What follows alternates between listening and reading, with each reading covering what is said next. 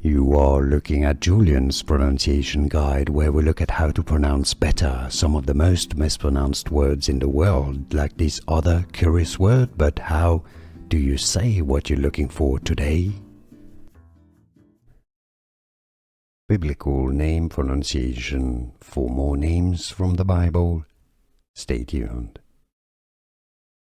Havilah in English, Ha-va-la, stress on the first syllable.